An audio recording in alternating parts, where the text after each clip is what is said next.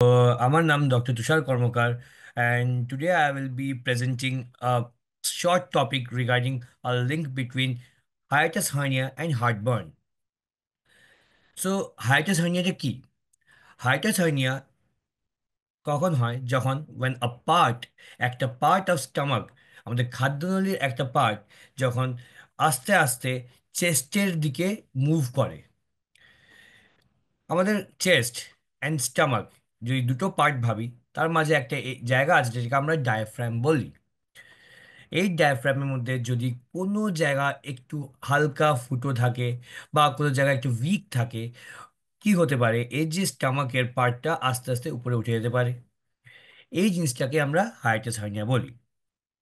Exact cause কি কারণে হচ্ছে সেটা আমাদের জানা নেই, কিন্তু সাধারণত এই ডায়াফ্রামের উইকনেসের জন্য হতে পারে। সেটা সাধারণত old age, that is age above more than 50 years, or যদি ডায়াফ্রামটা ঠিক করে তৈরি না হয়ে থাকে ছোটবেলার থেকে, তাহলে এই হাইটাস হার্নিয়ার চান্সটা বেড়ে যায়। বাচ্চাদের মধ্যে হাইটাস হার্নিয়া হতে পারে যদি আমাদের ফ্রম বার্থ বাচ্চার যদি ডায়াফ্রামটা উইক থাকে, সেই ক্ষেত্রে বাচ্চাও অ্যাসিড রিফ্লেক্স নিয়ে প্রেজেন্ট করবে। সো হাইটাস হার্নিয়া এর সিমটমস কিছু থাকে কি, জানার জন্য আমাদেরকে জানতে হবে হাইটাস হার্নিয়াতে কি হচ্ছে। হাইটাস হার্নিয়াতে আমাদের যেটা হচ্ছে সেটা হচ্ছে স্টামাকটা উপরে উঠে আসছে। সো এই যে valve action of the stomach, যে ভালভ অ্যাকশনের জন্য আমার স্টামাকের অ্যাসিডটা আমার ইসোফেগাসে আসতে পারে না, সেই ভালভ অ্যাকশনটা চলে যাচ্ছে। তার ফলে আমার স্টামাকের অ্যাসিডটা আস্তে আস্তে ইসোফেগাসে আসতে পারবে। তার জন্য একটা জিনিস হয়, সেটাকে আমরা বলি গ্যাস্ট্রো ইসোফেজিয়াল রিফ্লাক্স ডিজিজ, এই GERD। এই ডিজিজটা আমার ডেভেলপ করে তখনই যখন আমার হায়াটাস হার্নিয়া ডেভেলপ করতে পারে। প্রেজেন্টেশন কি হবে?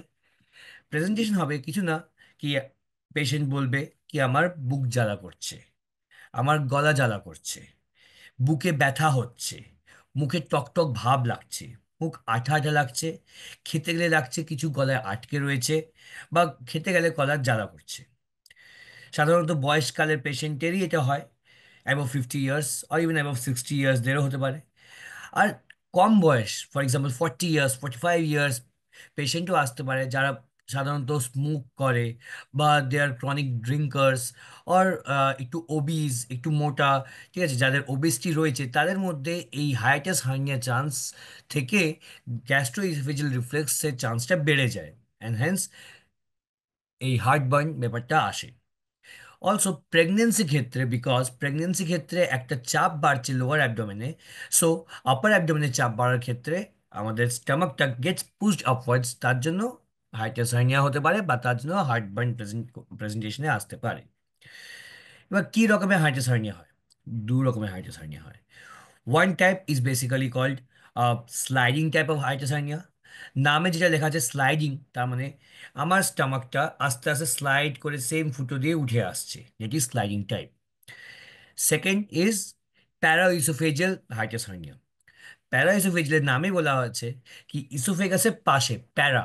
সো যদি আমার এইটা ফুটো থাকে ইসোফেগাসের, এই দিকেই চলে আসলে স্লাইডিং হার্নিয়া, আর এই পাশের ফুটো থেকে আসলে হচ্ছে বা পাশ থেকে আরেকটা আসলে এই দিক থেকে, পাশ থেকে আসলে বা পাশের ফুটো থেকে আসলে হচ্ছে প্যারাইসোফেজিয়াল হাইটাস হার্নিয়া বলবো।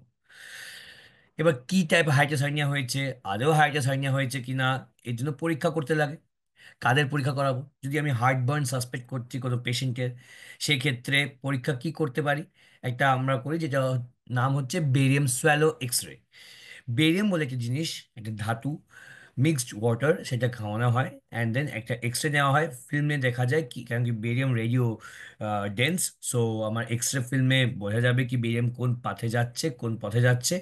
সেক্ষেত্রে যদি আমার হাইটারসাইনিয়া হয়ে থাকে, সেক্ষেত্রে ওই পথটা পুরো দেখিয়ে দেওয়া যাবে, তাহলে আমার হাইটারসাইনিয়া হয়েছে কিনা দেখা যাবে। ট্রিটমেন্টটা কি? সি, হাইটাস হার্নিয়া ট্রিট করার আগে প্রথমে যেটা করতে হবে, আমাকে হার্ট বার্নের ট্রিটমেন্টটা করতে হবে, বা জিআরডি যে সিমটমসগুলো সেটাকে রিলিভ করতে হবে।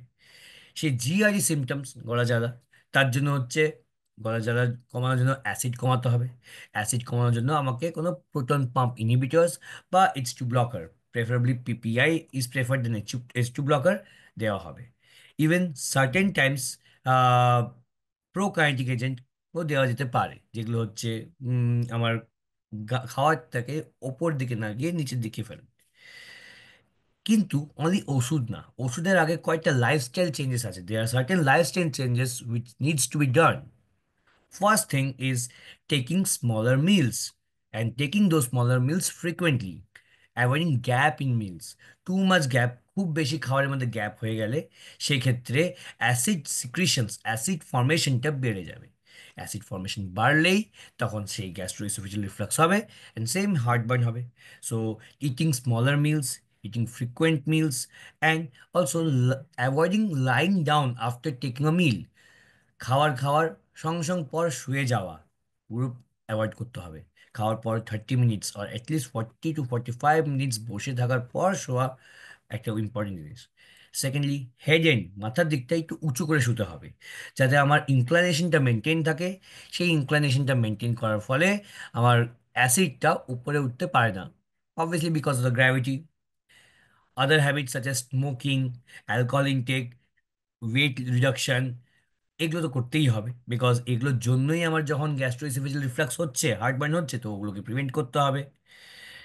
অ্যান্ড সার্টেন ক্ষেত্রে আমি লাইফস্টাইল চেঞ্জ করলাম, আমি প্রোটন পাম্প ইনহিবিটার্স অর্থাৎ আমি ওষুধ দিলাম, তাছাড়াও অনেক সময় এইগুলো দেওয়ার পরেও কমে না, সেক্ষেত্রে সার্জারিরও দরকার পড়তে পারে।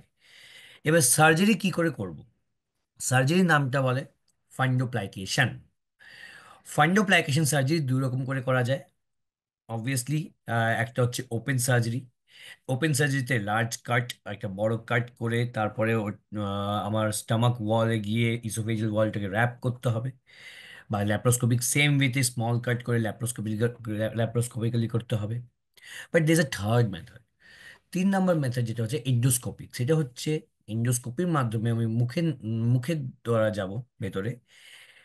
আফটার গোয়িং ইনসাইড, আমি স্টামাক ওয়ালটাকে কেটে একটু ইসোফেগাসের দিকে একটা র্যাপ করব, so that the oesophagus is tighten and সেই যে হায়াটাস হার্নিয়াটা হচ্ছিল সেটা নিচের দিকে থেকে যায় আর উপর দিকে স্লাইডিং না করে। এই ডিটেলসগুলো তো করার সময় বোঝা যাবে, কিন্তু ইম্পর্টেন্ট থিং জানা কি ফান্ডোপ্লাইকেশন বলে একটা সার্জারি হয়, যেখানে আমাকে স্টামাক ডায়াফ্রামটাকে আমাকে টাইটেন করতে হবে, আর যে স্টামাক পার্টটা উপরে চলে গেছে সেটাকে নিচে টেনে আনতে হবে আর ধরে রাখতে হবে। হ্যাঁ, অপারেশনের আগে ডাক্তার বলবে আপনাকে কি এটা খেতে হবে না, এতক্ষণ খেতে হবে না, এটা আহ, মানে এই এনপিএম, যেটাকে নীল পার মাউথ, না খেয়ে থাকা বলে, সেটা থাকতে হবে পুরো রাত। এগুলো কিন্তু ফলো করতেই হবে। এরপরে পোস্ট অপারেশন আপনার কদিন হয়তো হসপিটাল স্টে হলো। ল্যাপ্রোস্কোপিক্যালি হয়তো অপারেশন করলে 1 to 3 days, অ্যান্ড ওপেন করলে একটু বেশি 4 to 6 আর ইভেন 8 daysও হতে পারে। রিকভারি জন্য টাইম লাগবে 2 to 6 weeks, 2 to 8 weeks time লাগে। But thing is that even after the hernia gets operated, operation করার পরেও হাইটাস হার্নিয়া হওয়ার চান্স থাকবে। That is not the failure of operation, but because of the recurrence thing. কারো কারো কারো ডায়াফ্রামটাই actually week হয়, যেটা আমি বললাম একটু আগে কি স্পেশালি নিউ বর্নস যারা হচ্ছে উইক ডায়াফ্রাম নিয়ে জন্মায়, তাদের মধ্যে একটা রিপিটেশনের চান্সটা বেড়ে থাকে, কি না আবার হতে পারে, আমি যতই অপারেশন করলাম আবার চান্স থাকবে, হয়তো আগে স্লাইডিং হার্নিয়া হয়েছিল, এবার প্যারা ইসোফেজিয়াল হার্নিয়া হচ্ছে, বাট হওয়ার চান্স থাকে, হলেই আমার হার্ট বার্নের সিমটমস আসবে। বাট এই সিমটমস আবার সেই ট্রিটমেন্টের দিকে এগোতে হবে আমাকে। সেই treatment can include lifestyle changes as well as PPI, use of your anti-reflux agents such as PPI or even prokinetic agents, and then surgery যদি প্রয়োজন থাকে করতে হতে পারে। সো মোটামুটি আমরা জানলাম কি হার্টবার্নের প্রবলেমটা actually Vishal.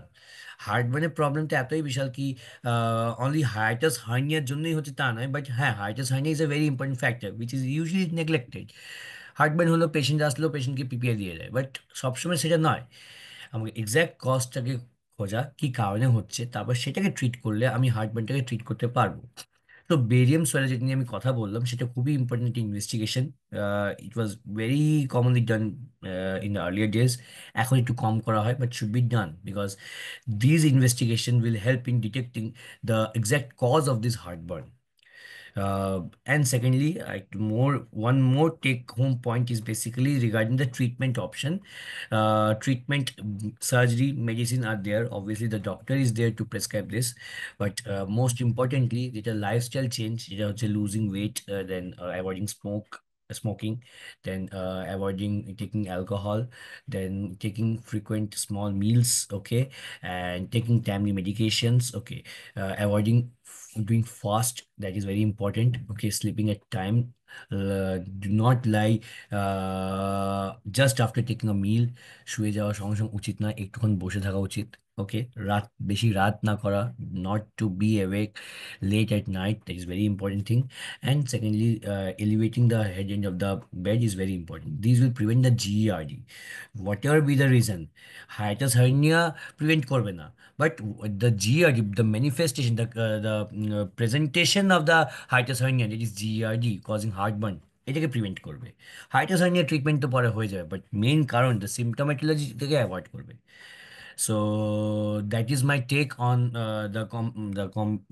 the link between hiatus hernia and heartburn. That's all. Thank you. Thank you, sir. Thanks a lot for such a wonderful explanation. Thanks a lot for your time, sir. Thank you Thank so you. much. Okay, okay, thank you. You can leave, sir, if you want. Okay, Thanks a sure. lot. Okay.